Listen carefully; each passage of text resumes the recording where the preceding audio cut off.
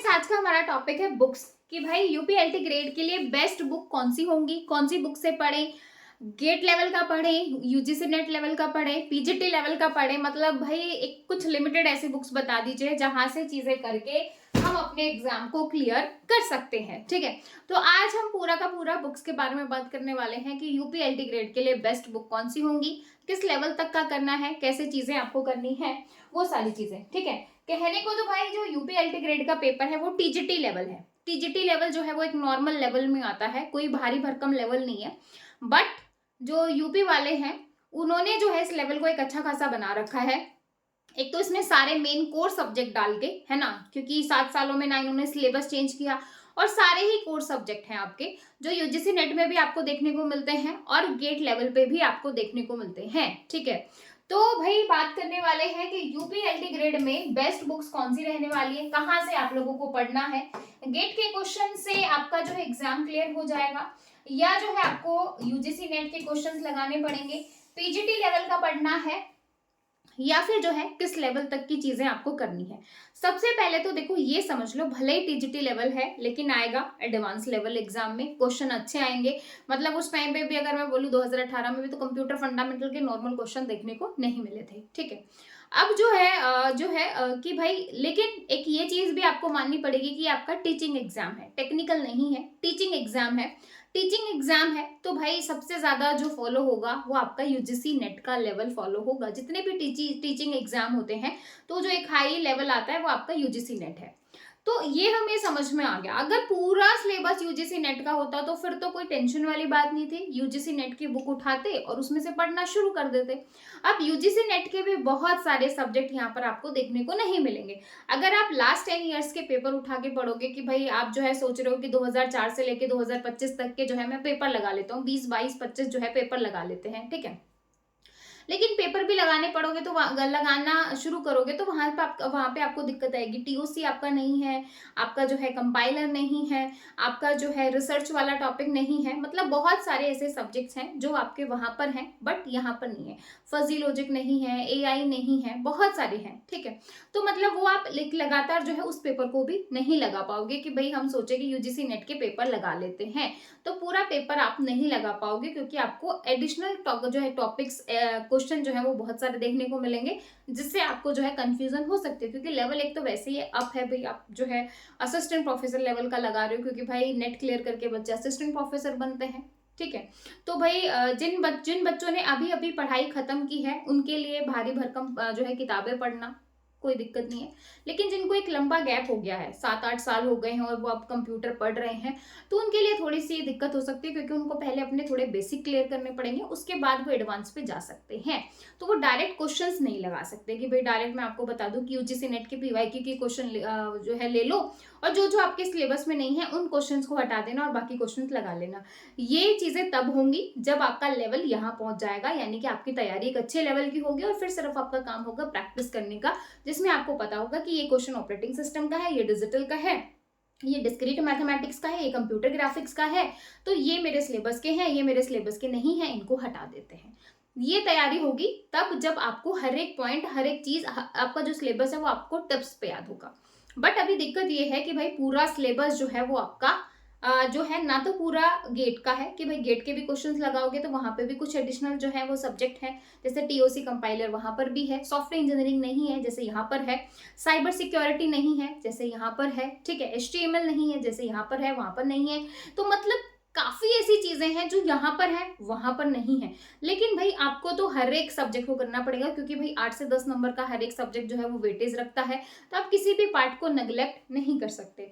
तो भाई सबसे पहले आपको समझना पड़ेगा कि जो आपका सिलेबस है ना तो वो जो है, ना तो वो आपका जो है नेट लेवल का है और ना ही वो आपका गेट लेवल का है। मतलब पूरा सिलेबस ना नेट है ना गेट है, और लेकिन भाई चीजें हैं। ठीक है, तो आप देख सकते हो सबसे पहले डिजिटल लॉजिक और जो है डिस्क्रीट मैथमेटिक्स। अब इन चीजों के लिए भाई अब ये मत सोचो कि भाई ऐसे बोल दिया मैडम ने तो भाई कोई बुक्स ही नहीं होगी, बिल्कुल है, जिनको हम बात करेंगे। ठीक है, तो पहला है डिजिटल लॉजिक और डिस्क्रीट मैथमेटिक्स। दिखाने का मतलब ये है कि ये आपके मेजर कोर सब्जेक्ट हैं, और कोर सब्जेक्ट हैं तो भाई ये आपको दोनों में देखने को मिलेंगे, गेट में भी और यूजीसी नेट में भी। ठीक है, कंप्यूटर ऑर्गेनाइजेशन आर्किटेक्चर आपको दोनों में देखने को मिलेगा। ठीक है, डेटा स्ट्रक्चर और एल्गोरिथम, भाई आपको जो है प्रोग्रामिंग एंड डेटा स्ट्रक्चर आपको देखने को मिलेगा, है ना, programming and data structure algorithm UGC net में और गेट में दोनों अलग अलग देखने को, प्रोग्रामिंग डेटा स्ट्रक्चर एक साथ होगा, एल्गोरिथम अलग होगा, ठीक है। 18 क्वेश्चन आए थे भाई इसमें लास्ट ईयर। सी प्रोग्रामिंग यहाँ पर अलग है, लेकिन सी प्रोग्रामिंग के साथ ऑब्जेक्ट ओरिएंटेड प्रोग्रामिंग है, जावा भी है, तो काफी सारी चीजें हैं। ऑपरेटिंग सिस्टम है, ठीक है, यूनिक्स लाइनेक्स है, ऑपरेटिंग सिस्टम आपका यूजीसी नेट में भी है, ठीक है। डेटाबेस मैनेजमेंट सिस्टम है, कंप्यूटर नेटवर्क है, सॉफ्टवेयर इंजीनियरिंग है, ठीक है, इंटरनेट टेक्नोलॉजी है। अब ये वाला जो पार्ट है, एक तरीके से मैं बोलूँ, जो आपका ये इंटरनेट टेक्नोलॉजी वाला पार्ट है, जैसे प्रोटोकॉल, इंटरनेट कनेक्टिविटी, इंटरनेट, ये आपका जो इंटरनेट से पूरा रिलेटेड है, एक तरीके से आपका पीजीटी लेवल का है। इस लेवल की अगर मैं बात करूं तो ये चीजें आपकी पीजीटी लेवल में आ जाएंगी। सॉफ्टवेयर एनालिसिस एंड डिजाइन वो आपका सॉफ्टवेयर इंजीनियरिंग में ही आ गया, तो ये वाला टॉपिक हम उसी में कवर कर लेंगे। जो है information security and cyber law, ये भी आपका जो है पीजीटी लेवल में आ जाएगा, ठीक है, 12th क्लास के एनसीईआरटी में है। और कंप्यूटर ग्राफिक्स, ये आपका जो है यूजीसी नेट में भी है। तो मतलब 2-3 टॉपिक ऐसे हैं जो आपके पीजीटी लेवल के हैं, और यहाँ से भी 8-8 10-10 नंबर का आता है जो आपके पीजीटी लेवल के हैं, ठीक है। और बाकी सब्जेक्ट आपके कोर्स सब्जेक्ट हैं, ठीक है, बाकी सब्जेक्ट आपके क्या है, कोर्स सब्जेक्ट, जैसा कि आप देख सकते हो ये वाले आपके सारे कोर्स सब्जेक्ट हैं। Operating system, digital electronics, discrete mathematics, data structure algorithm, programming, computer network, DBMS, software engineering और आपका सीओए, ठीक है भाई। अब इनके लिए या तो आप एक काम कीजिए कि भाई मेड इजी की बुक ले लो, है ना, मतलब ये प्रैक्टिस क्वेश्चंस के लिए है, अगर आपकी तैयारी अच्छी हो गई है। अगर आप सिंगल सिंगल बुक लेना चाहो, सिंगल सिंगल, जैसे मैं डेटा स्ट्रक्चर की बात करूं तो डेटा स्ट्रक्चर की भाई जो मुझे बुक अच्छी लगी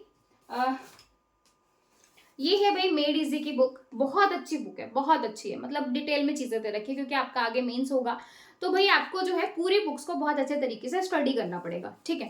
जो आपने स्टैंडर्ड बुक्स अपने जो कॉलेज टाइम में पढ़ी होगी, जैसे ऑपरेटिंग सिस्टम की गैल्विन हो गई, ठीक है, आपको जो है एल्गोरिथम की अलग से बुक ले सकते हो, ठीक है, जैसे कि मेरे पास है कंप्यूटर आर्किटेक्चर की मॉरिस मोनो हो गई, जैसे ये वाली, ठीक है, कंप्यूटर ग्राफिक्स की सुशील गोयल हो गई, ठीक है।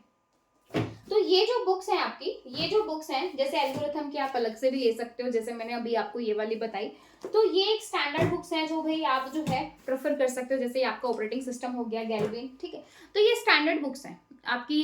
डीबीएमएस की फ्रोजन हो गई, ये क्योंकि भाई कोर सब्जेक्ट है तो बिना स्टैंडर्ड बुक्स के तो होंगे नहीं, कोई भी ऐसी हल्की फुल्की बुक नहीं मिलेगी। आप सोचो कि भाई कोई भी एक ऐसी बुक निकाल दे जिसमें थोड़ा सा थ्योरी हो, फिर पीछे क्वेश्चंस हो, ये चीजें तो देखो पॉसिबल नहीं है, क्योंकि भाई लेवल इतना अप है और चीजें जो है मिक्स एंड मैच है, मतलब कुछ आपका नेट लेवल है, कुछ आपका जो है पीजीटी लेवल है, तो इस तरीके से चीजें हैं। तो ये चीजें तो आपको खुद से बनानी पड़ेंगी, या फिर जो आपके जो कोर्स सब्जेक्ट है इनकी जो स्टैंडर्ड बुक्स होती हैं उनको उठा के आपको पढ़ना पड़ेगा, ठीक है। उसके लिए आपकी जो है जो रीडिंग की जो कैपेसिटी है, या फिर आपने अभी रिसेंट में ही पास किया और आपके पास बुक्स हैं, तो वेल एंड गुड है, आप उनको उठाइए और उनको जो है पढ़ना शुरू कर दो। और किसी की अगर तैयारी हो रखी है तो फिर जो है आप जो है सब्जेक्ट वाइज क्वेश्चन लगा सकते हो, सब्जेक्ट वाइज क्वेश्चन लगाना, जैसे आपने ऑपरेटिंग सिस्टम बहुत अच्छे से कर लिया, आप उसके क्वेश्चंस लगा लो, आपने डिजिटल बहुत अच्छे से कर लिया, उसके क्वेश्चन लगा लो, आपने डिस्क्रीट मैथमेटिक्स बहुत अच्छे से कर लिया, उसके क्वेश्चन लगाना शुरू कर दीजिए। क्योंकि भाई एक प्रॉपर तरीका यही होता है, कोई एक ऐसा शॉर्टकट नहीं आएगा कि भाई 2 महीने में आप इन कोर सब्जेक्ट को उठा लो। भाई ये कोर्स सब्जेक्ट करने के लिए आपको 4 साल लग गए हैं, 6 साल में पढ़े हैं हम लोगों ने, 3 साल बीसीए 3 साल एमसीए करके हमने ये कोर्स सब्जेक्ट पढ़े हैं, जिसमें टीओसी तो था ही नहीं, कंपाइलर था ही नहीं, ठीक है। लेकिन भाई जो चलो ये तो अभी भी आपके सिलेबस में नहीं है, लेकिन मैं बता रही हूँ कि भाई हमें ये सारा चीजें पढ़ने के लिए, आप लोग जिसने बीटेक किया है वो जानता है 4-4.5 साल लग गए, जिसने बीसीए एमसीए किया है उसको पता है कि भाई उसको इतने साल लग गए। तो भाई ये सारी चीजें करने के लिए अब आप ये सोचो कि भाई 2-3 महीने में कोई ऐसी बुक हो कि भाई जिससे हम सारी चीजें मेन पढ़ लें, ऐसा नहीं होगा। मतलब या तो आपकी तैयारी बहुत अच्छी है तो फिर आप सब्जेक्ट वाइज क्वेश्चंस उठाओ और उनकी प्रैक्टिस करना शुरू कर दो, ठीक है, या फिर स्टैंडर्ड बुक्स उठाइए उसको करना शुरू कर दीजिए, या फिर एक काम करो कि जो आपका सिलेबस है उसकी एक एक लाइन को उठाओ, जैसे graphics display, random scan display, raster scan क्या है, रैंडम क्या है, रास्टर क्या है, टाइप्स होती है, frame buffer, video controller, line circle, इनके लिए भी इनके ऊपर आपको नोट्स बनाने पड़ेंगे, इनके ऊपर आपको क्या करना पड़ेगा, नोट्स बनाने पड़ेगा। अगर आप सेल्फ स्टडी की बात कर रहे हो, सेल्फ स्टडी से, तो आपको अपना जो है पूरा सिलेबस उठाना पड़ेगा, पूरा सिलेबस उठा के उसको एक एक उसमें जो है उसके नोट्स बनाने पड़ेंगे और फिर उसके क्वेश्चंस लगाने पड़ेंगे, ठीक है भाई। तो इस तरीके से जो है आप इनको कर सकते हो। क्योंकि भाई मैं आपको बोलूँ भाई कोई भी आप टीजीटी पीजीटी की नॉर्मल बुक उठा के उसमें से क्वेश्चन लगाना शुरू कर दो, जो कि बिल्कुल भी जायज नहीं है। क्योंकि लेवल आपका वो रहेगा ही नहीं। जब आपका पेपर होगा आप खुद ही समझ जाओगे कि लेवल क्वेश्चन एक अच्छा खासा रहेगा। कंपटीशन बहुत ज्यादा है, बार बार बोल रही हूँ, कंपटीशन बहुत ज्यादा है। तो भाई जो है इतने कंपटीशन में रिस्क मत लो कि भाई आप लोगों ने 7 साल इंतजार किया है तो भाई आप रिस्क लेके बैठ जाओ कि भाई किसी भी बुक में से आप जो है क्वेश्चन पढ़ने लग जाओ, आसान आसान क्वेश्चन उठा के पढ़ने लग जाओ, ऐसा लेवल आएगा ही नहीं। चीजें जो है बहुत नीचे से लेके एडवांस तक पढ़ो, है ना, बेसिक से एडवांस पढ़ो, लेकिन भाई क्वेश्चन भी फिर बेसिक से एडवांस ही लगाओ। ऐसा नहीं है कि सिर्फ बेसिक क्वेश्चन लगाने से चीजें क्लियर हो जाएंगी, बेसिक क्वेश्चन लगाने से हो जाएगा।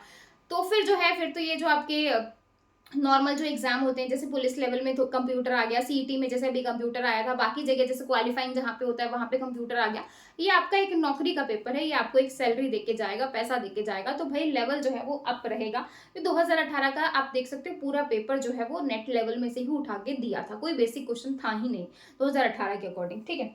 तो भाई चीजें जो है वो हल्के में नहीं लेनी है, खुद से बनाने हैं तो प्रॉपर जो है एक एक टॉपिक के नोट्स बनाओ, एक एक टॉपिक को पढ़ो, उसके बेसिस पे सारे न्यूमेरिकल क्वेश्चन लगा के देखो। मेड इजी की ये सब्जेक्ट वाइज बुक ले सकते हो, सब्जेक्ट वाइज बुक ले सकते हो। इसमें आपका पूरा सिलेबस तो कवर नहीं होगा, बट हाँ इसमें आप अपना operating system, digital electronic, discrete mathematics, आपका जो है कंप्यूटर ऑर्गेनाइजेशन आर्किटेक्चर, जितना भी आपका ये कोर पार्ट है जो मैंने लिखा है सारा आपका कंप्लीट हो जाएगा, सिवाय आपका साइबर सिक्योरिटी इंटरनेट वाले पार्ट से, उसको फिर आप अलग से कर लेना। जो है आपका कंप्यूटर ग्राफिक्स भी नहीं होगा इसके अंदर, सॉफ्टवेयर इंजीनियरिंग भी नहीं होगा, मतलब 4-5 सब्जेक्ट नहीं होंगे, कुछ सब्जेक्ट एडिशनल होंगे, उनको छोड़ देना।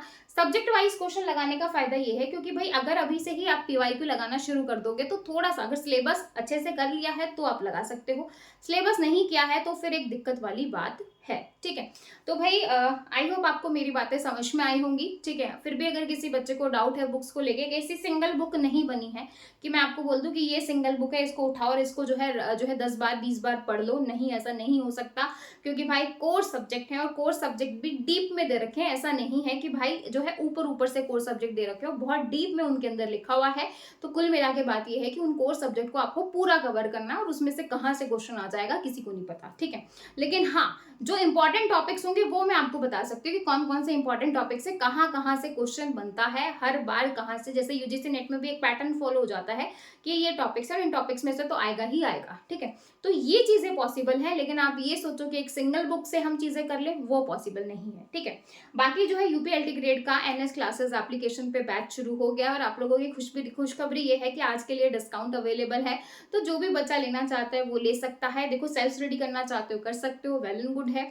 अगर आपको ये सारी चीजें एक जगह पे चाहिए कि भाई आपको नोट्स भी एक जगह पे मिल जाए, सब्जेक्ट वाइज यूजीसी नेट के क्वेश्चंस भी मिल जाए, है ना, और प्रॉपर जो है हर एक सब्जेक्ट के नोट्स, पीडीएफ और जो है रिवीजन भी आपकी हो जाए, क्वेश्चंस भी मिल जाए, तो फिर आप ले सकते हो, ठीक है। अगर आपको ये सारी चीजें एक जो है उसमें चाहिए तो, ठीक है। अगर आप खुद से कर सकते हो तो खुद से भी कर सकते हो, कोई दिक्कत वाली बात नहीं है। तो आई होप आपको चीजें समझ में आई होंगी। फिर भी अगर किसी बच्चे को डाउट है, कमेंट सेक्शन हाजिर है, कमेंट करके आप अपने डाउट पूछ सकते हो। फिर मिलेंगे नेक्स्ट वीडियो में, तब तक के लिए बाय बाय सभी को, टेक केयर, थैंक यू।